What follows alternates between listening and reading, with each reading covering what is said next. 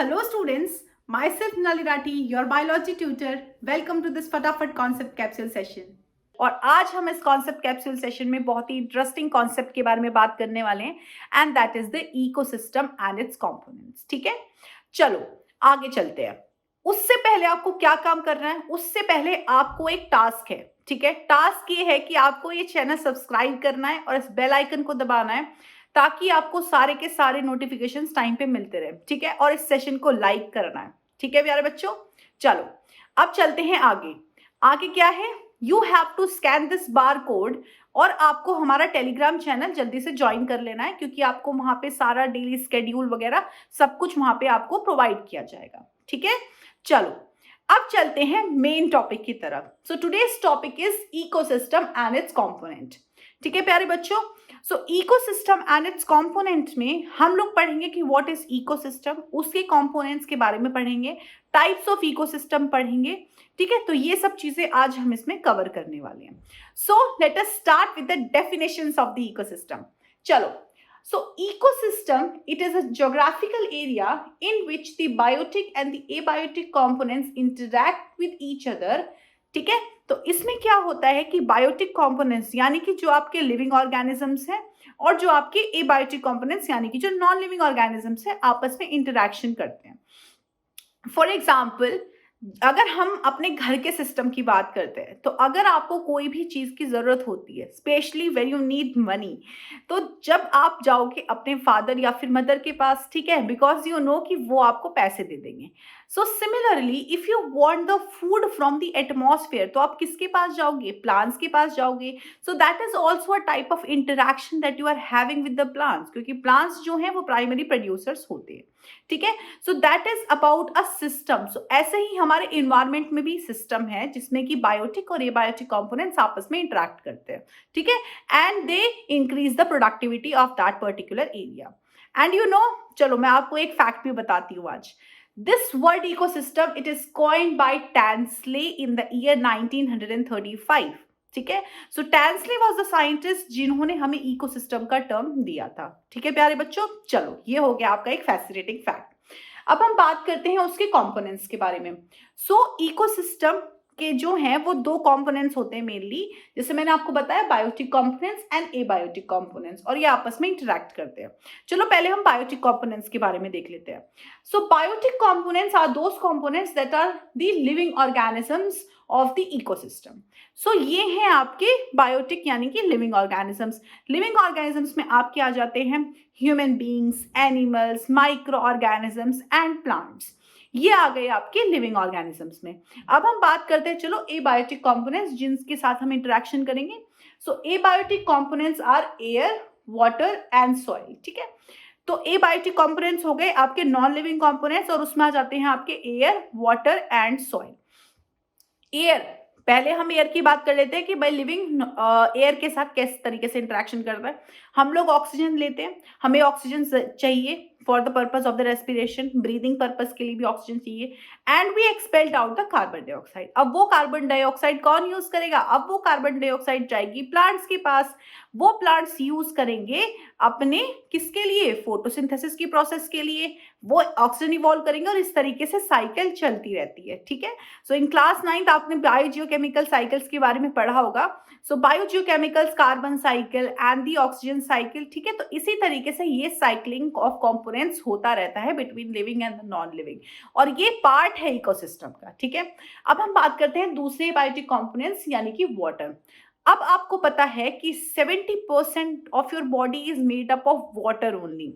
अब आपको पानी चाहिए पीने के लिए, खाना बनाने के लिए, हर एक चीज के लिए, वॉशिंग के लिए, सब चीजों के लिए आपको पानी चाहिए. ठीक है, अब वो पानी जो है, the water is the non living component, abiotic component है.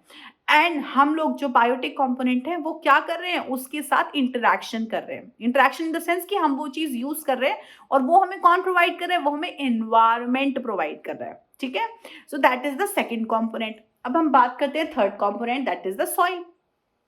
तो सॉइल ये है, अब जो प्लांट्स हैं, प्लांट्स को ग्रो करने के लिए सॉइल चाहिए. क्यों चाहिए? क्योंकि जो भी मिनरल और न्यूट्रिएंट्स हैं वो सॉइल से ही तो लेता है ना प्लांट.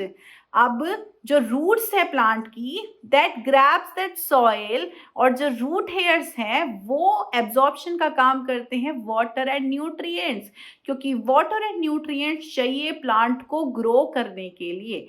ठीक है प्यारे बच्चों, so that is about how we interact the abiotic components with the biotic components. ठीक है, इस तरीके से इंटरेक्शन होता है इस इकोसिस्टम में।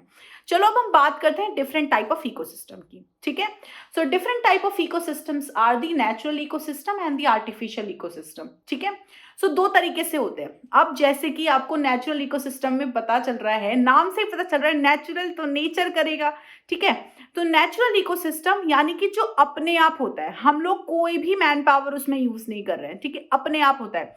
फॉर एग्जाम्पल जब बारिश होती है, ठीक है, गाँव में या फिर रूरल एरियाज में ऐसा होता है कि पॉन्ड्स होते हैं और गर्मियों के टाइम पे वो सूख जाते हैं, लेकिन जब बारिश होती है तो वो दोबारा से बन जाते हैं। सो दैट इज नेचुरल, हम लोग उसमें कुछ नहीं कर रहे, that is the natural ecosystem. ठीक है, उसके बाद जो आपकी हिमालयाज हैं, माउंटेन्स हैं, that is also a natural part of a natural ecosystem. Landscapes हैं, सब ये नेचुरल इकोसिस्टम है, हमने कोई पहाड़ नहीं बनाया जाके। ठीक है, तो ये होता है। अब हम बात करते हैं दूसरी चीज के बारे में। ठीक है, जो आर्टिफिशियल इकोसिस्टम है। अब आर्टिफिशियल इकोसिस्टम्स में क्या होता है, they are the man made. अब हम आर्टिफिशियल, कोई भी चीज अगर आर्टिफिशियल है, ये मानो कि उसमें मैन पावर लगी हुई है, यानी कि वो जो है मैन मेड है। सो आर्टिफिशियल इकोसिस्टम्स में क्या होता है, जो कि आप बनाते हो। For example gardens, for example different type of parks, for example swimming pool, ये सारे हो गए आपके किस टाइप के इकोसिस्टम, आर्टिफिशियल, क्योंकि ये आपने बनाए हैं। सो ये बात हो गई टाइप्स ऑफ इकोसिस्टम के बारे में, artificial and the natural one. ठीक है, अब जो है, अब किस तरीके से ये सब चीजें सर्कुलेट होती है। ठीक है, तो उसके लिए हमको पढ़ने हैं दो कॉन्सेप्ट्स हैं, food chain and food web.